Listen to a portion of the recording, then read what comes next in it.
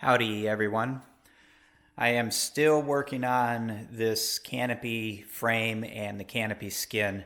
I'm getting really close to getting it to the point where I'm happy with it, and I'm getting ready to move on to some other things. So we're getting close. We're getting there, but it's taken a lot of time because I'm being really tedious about everything. So I've learned a few more things. I just want to point them out, and hopefully you can use some of this information to your advantage. So first off, another thing that I've been paying close attention to is this edge of the canopy skin. This edge needs to follow precisely the top edge of the longeron. What you'll notice is that the longeron, this forward edge here that the canopy skin lines up with, runs downhill. There's a corner, if you will, here, and then the rest of the longeron is flat. So the longeron comes across, and then at this corner, it runs downhill. You need to make sure that your skin, your canopy skin, covers this entire downhill run. You can see if I lift this canopy skin up, of course I'll exaggerate it, but if I lift the skin up, you can see how it looks decent, and then at some point it starts to open up, and there's a gap right here at this corner. Keep in mind that when you have the rest of the canopy rail in place and you put that skin over top of that rail, that skin stops right here. So the only way to close this gap is with the canopy skin itself. Now, in order to do that, you can see when I push this down, you can see the effect it has on the corner here when it's up and when it's down. So you can see that you may have to start trimming the corner of the skin on this front edge to get this to come down all the way to completely cover this gap. All right. The other thing that I've spent a lot of time on is the shape of the skin and the shape of the frame underneath. My particular frame had, I don't know how to explain it, but this skin, you can see it looks pretty decent now, the way that this skin lays in relationship to the longeron skin in this plane, in this dimension. It was okay here in the corner, but then there was a little bit of a bulbous, if you will. It stuck out. There was like a bubble here, and then it was kind of wavy the rest of the way. And it just didn't lay nice and flat and smooth. Now keep in mind, there are a few more rivets that need to go in here, which is going to pull this tight. It will pull it tighter than it is now, which actually helps. But it was this front corner here. And I had to do a lot of fooling around with the frame. I had to do a lot of bending. I actually used my squeezer to grab the frame, and then I used the bulk of the squeezer as leverage to kind of bend it. I used a ball peen hammer, and I hammered on the frame a little bit to try to flatten it. Things of that nature on the frame itself to get this bulge out of the front of this skin. It seemed to fit fairly nice compared to this skin here, but it had a bubble in this corner. And then the rest of it was kind of wavy. So like I said, I ended up using a combination of bending metal, hammering metal, filing metal. I actually used the the fluting tool, and I put some flutes in the frame down this leg because, like I said, this was kind of not really wavy, but it just kind of bowed a little bit. Actually, it bowed in too much. So I did some fluting to straighten that out. So now you can see that this entire gap is now closed all the way to the corner. And you can see that there's a nice fit in this forward corner. And you can see along this edge from underneath, it's relatively flat. I've got some more tweaking to do, but it fits in this dimension nicely with the skin of the fuselage. I still have some work to do here. I'm not going to go too much further with any of this at the moment as far as tweaking it, because I still think it's going to move around a lot. When I get the rest of the framework complete and I start getting this framework riveted to this framework, I think some of this stuff's going to move around and shift. But for right now, it looks really, really good. It sticks up high here in this corner, and I'll be dealing with that eventually. I'm not going to worry about it right now. But overall, it looks really nice, in my professional opinion. And then this side is the same way. This side here, it sits a little high, but I'm not worried about that yet. I'll deal with that after I get the rest of the framework completed. And then again, you can see this corner, how well this corner looks in relationship to this forward skin. And then just like on the other side, I've got this entire length covered by the skin, this downhill run. And then when you look underneath, again, if I pull this tight as it's going to be riveted, you can see that it lays flat with the fuselage skin for the most part.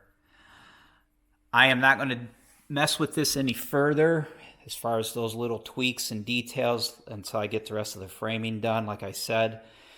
So in the meantime, I want to try to firm up the skin, if you will. I have been fooling with it with just this bottom row of clecos and this top row of clecos, but now I'm starting to introduce clecos in other locations just to keep this from moving as much as I can. I don't want to keep tweaking these corners and this bottom row, filing and bending metal, get the rest of the framework on, and for some reason it makes those areas worse. It opens up gaps that I obviously can't add material to. So I'm going to hold off on the tweaks, but I am going to start incorporating more rivets to hold it where it is now before I start working with this framework. After I get the rest of the framework completed, I'll fix the rest of these little details if I need to. So I went ahead and drilled the match drilled the holes in the skin into the tube that's underneath, just in this flat area between the hinges, between this hinge and the other hinge, just this flat area. I now have to start working my way around on these bends and down these areas here of the hinges. Now, I have a little bit of a gap. You can see that this hole here, the skin is tight against the hinge, but then there's a little bit of a step. This hole here is off of the hinge. So if I put a rivet in here and squeeze this down, it's going to create a dent, or at least a little bit of a wave as the skin transitions from here to here. And I don't want that. I want this to be a nice, flat, smooth transition. And then as you go rearward, as you go back toward the instrument panel, the gap between the skin and the hinge that's underneath gets less and less. So I've got like 1, 2, 3, maybe 4 holes that I need to shim. I'm going to put little shims under here in different thicknesses so this won't be pinched down. And I have to do that on both hinges. And then, of course, you may already know that a common issue is a major gap in the curve between the tube and the skin in here. And I'm going to do the same thing. I'm going to try to come up with some kind of spacers just to hold this skin in place. It's pretty stiff. A lot of people just put rivets in here to nowhere. They don't attach it to anything. They just put rivets in here to close the hole. Right now, I do not plan on doing that because I'd like to have some structure under here. So those are the things I'm going to work on now. And then hopefully we can move into the rest of the framework. All right. So again, I know I keep reiterating this. You're tired of hearing me say it, but These are just little details to consider as you're working through this. When things aren't working for you, things don't look right, you can't get things to fit, you can't get gaps closed, you can't get gaps to open, things are wavy and out of alignment. There's a lot of adjustment, and just keep that in mind. Keep these little things in mind as you work through it, and you can get it. All right? All right, let me get the cracking, and I'll talk to you guys later.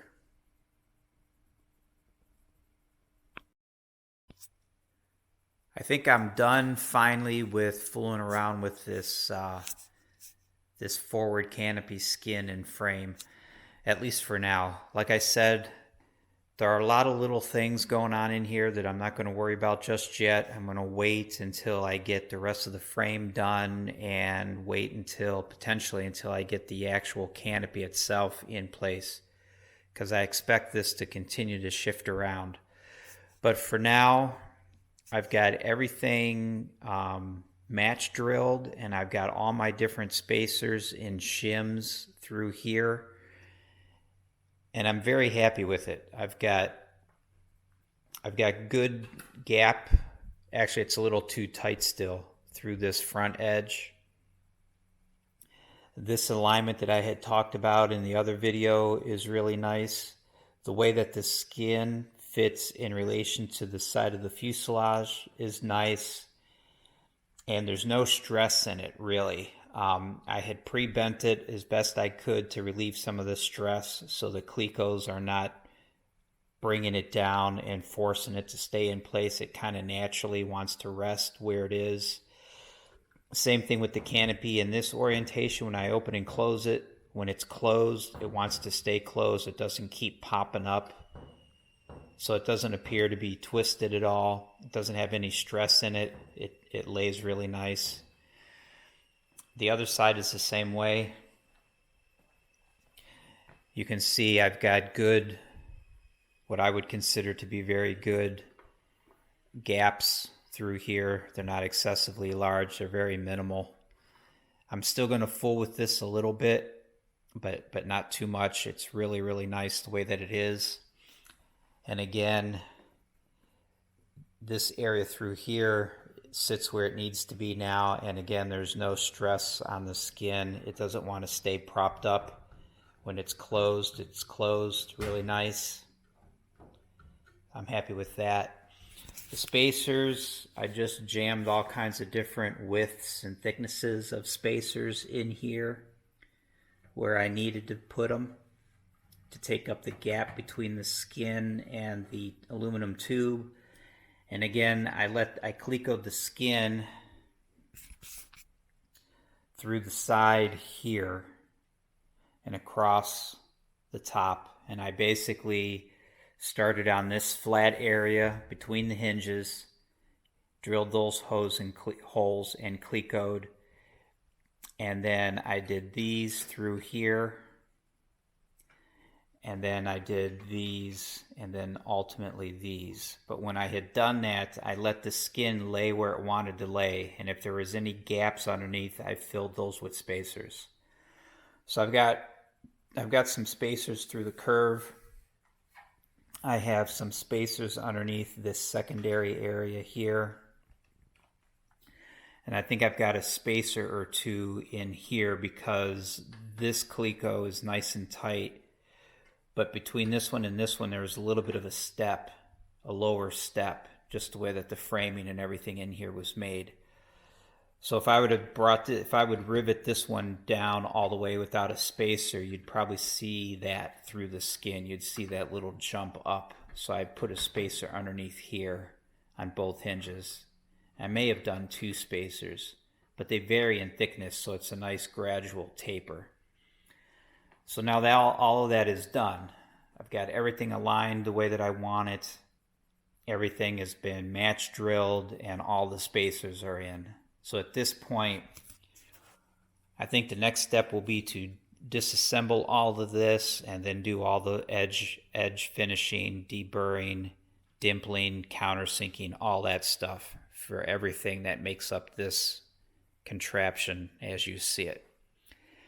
After I get done with that, I think I'll come back to the rest of the framework in here and maybe potentially start riveting this to the framework. But I'm not there yet. I'm going to get this cleaned up, get it dimpled and all that good stuff, and we'll see what gives.